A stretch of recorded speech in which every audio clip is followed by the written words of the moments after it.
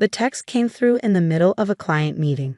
Your dogs needed a better home with people who actually care about family. I found them one. Maybe now you'll learn what matters.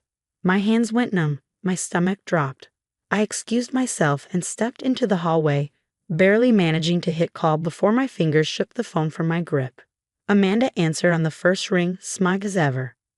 "What did you do?" My voice came out in a whisper, too thin to hold the weight of my rage. "What I should have done months ago," she said, self-righteous and pleased with herself. "Those dogs took up all your time. You missed Tommy's birthday party for a dog show, Elizabeth. A dog show. Do you know how much that hurt him? He's your nephew." I pressed my free hand against the wall, trying to steady the world tilting beneath me. "Where are my dogs, Amanda?" "Safe, with a family who'll love them the way they deserve. A real family, not just a woman who cares more about ribbons than people." I couldn't breathe. My 3 Australian shepherds, Shadow, Luna, and their daughter, Storm, weren't just pets. They were my family, my partners, my world. I'd raised Shadow from a puppy, trained Luna when everyone said she was too stubborn, and watched Storm take her first unsteady steps in my living room. "Amanda, those dogs are worth thousands of dollars. They're champion show dogs. You can't just give them away." She scoffed. "Of course that's what you care about, the money. Well, too bad. The family has kids who'll actually play with them instead of treating them like trophies." The call ended before I even realized I'd hung up. I tried my brother Jack next, straight to voicemail. By the time I reached home, my key still worked. Small mercies, but the house was wrong. Silent, hollow, no eager barks, no clicking paws on the hardwood. Their beds were gone. The cabinet where I kept their food, their leashes, their grooming tools, empty. Amanda had been working toward this moment for months. Every family gathering was an ambush. "The dogs always come first with you," she'd sneer. "Must be nice to have so much free time for hobbies while the rest of us focus on family." She never understood. After our parents died in that accident 5 years ago, my dogs were what kept me anchored. Jack had understood at first. He'd even helped me pick out Shadow. Then he married Amanda, and suddenly my life was a problem that needed fixing. But Amanda had just made the biggest mistake of her life. I dialed the police. The officer who arrived took one look at the paperwork, registration, competition records, valuation certificates, and nodded. "This isn't a family dispute. This is felony theft." $47,000 worth of stolen property, I clarified, voice steady now. "Do you have proof?" she admitted to it. I pulled up Amanda's text, then played the voicemail she'd left. "The dogs are gone, Elizabeth. Deal with it. Maybe now you'll remember what family really means." The officer exhaled sharply. "That'll do." Next, I called Mary Chen, my lawyer. "Send me everything," she said the moment I finished explaining.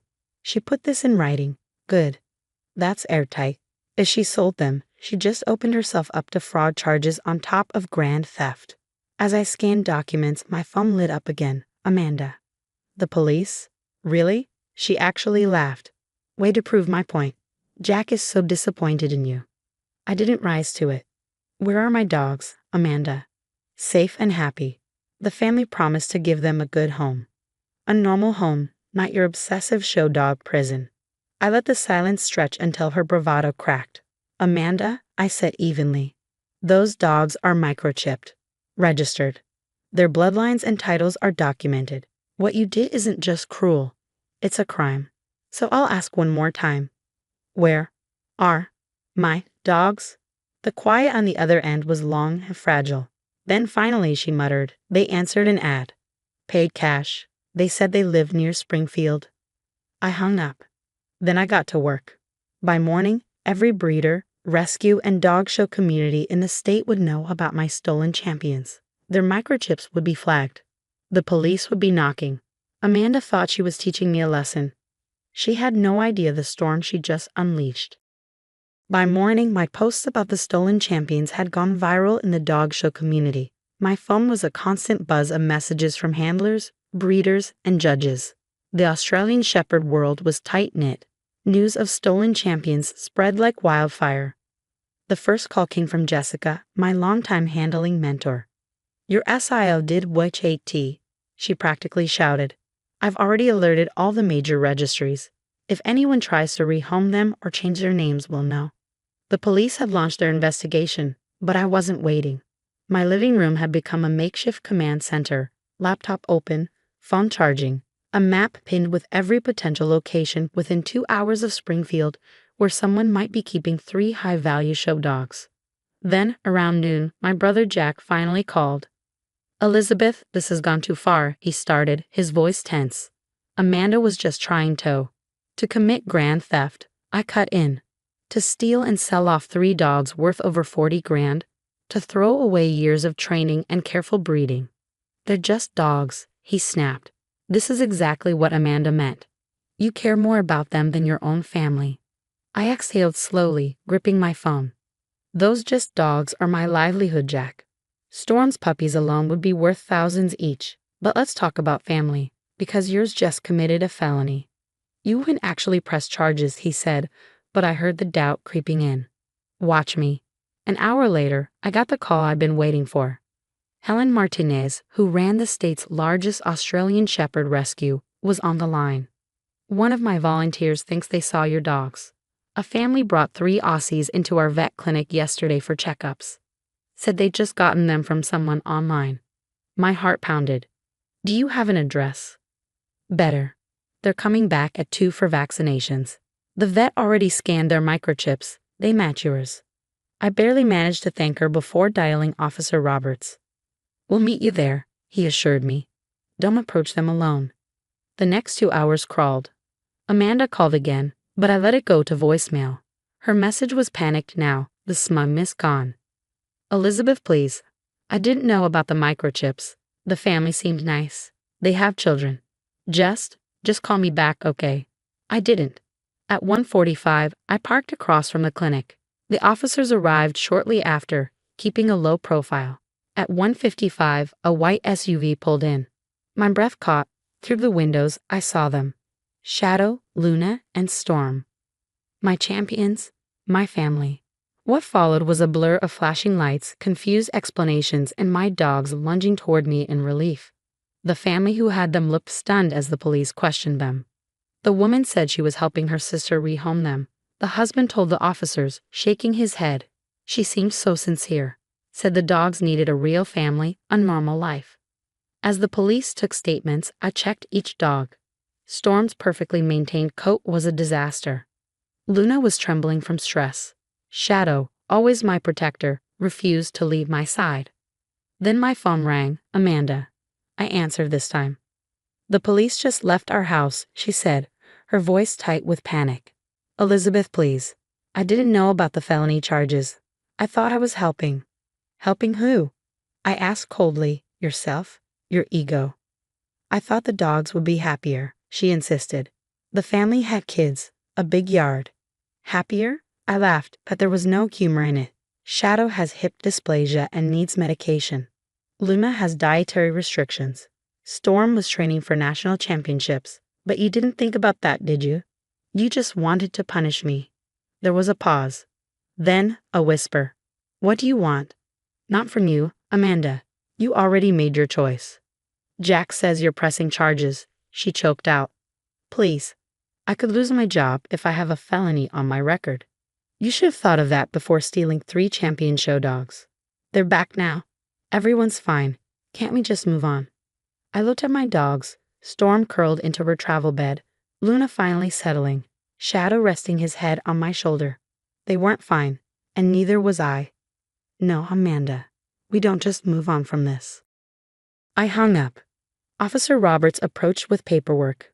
The family's given a full statement, with the texts, voicemails, and proof of value.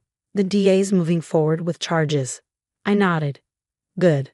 A text from Jack popped up. "Mom would be ashamed of you for doing this to your family." I exhaled, steady and sure, before typing back.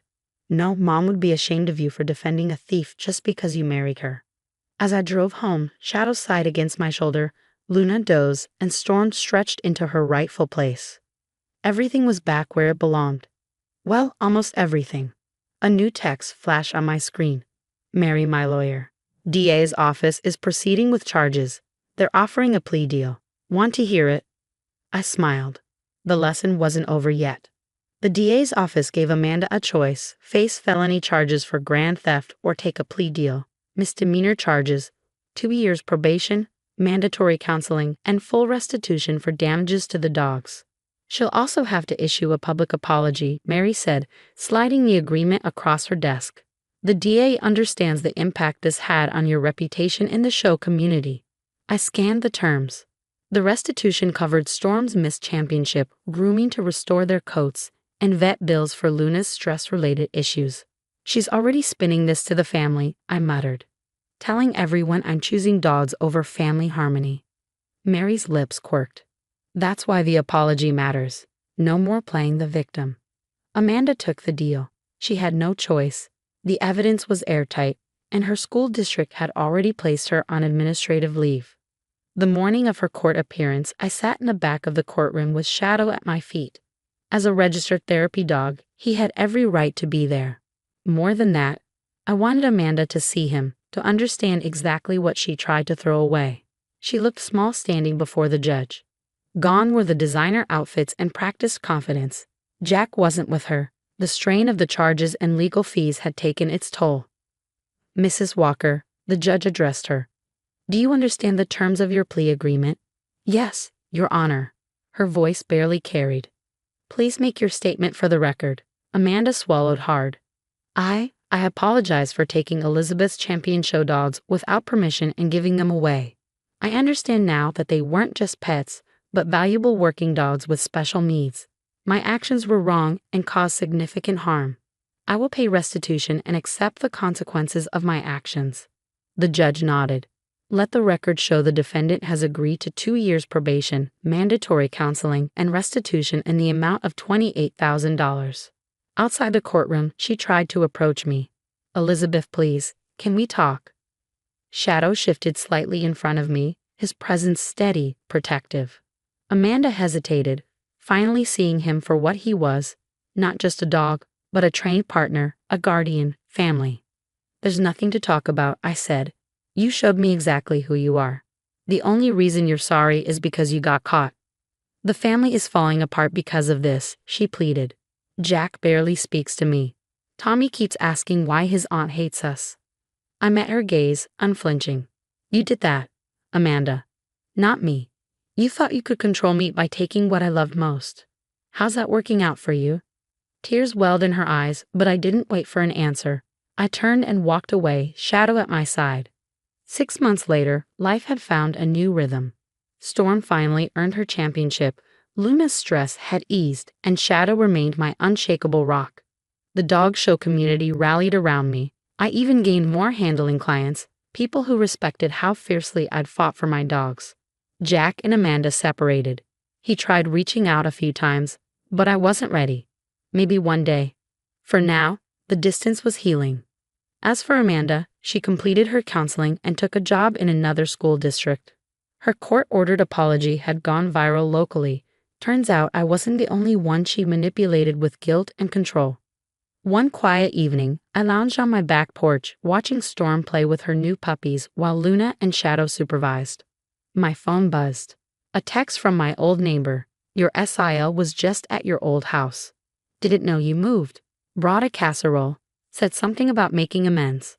I glanced at my dogs, safe, happy home. Shadow caught my eye, trotting over to rest his head in my lap. Thanks for the heads up, I replied. Some lessons take longer to learn than others. Maybe Amanda would figure it out someday, that real family, whether human or canine, is built on trust, respect, and acceptance. But until then, I had everything I needed right here. Shadow sighed contentedly as I scratched behind his ears. In the yard, Storm guided her pups through the practice poles, while Luna watched attentively. Champions, all of them, in more ways than one. Sometimes the best family is the one you choose, the one that chooses you back every single day. Amanda never understood that. But I did, and I had no regrets.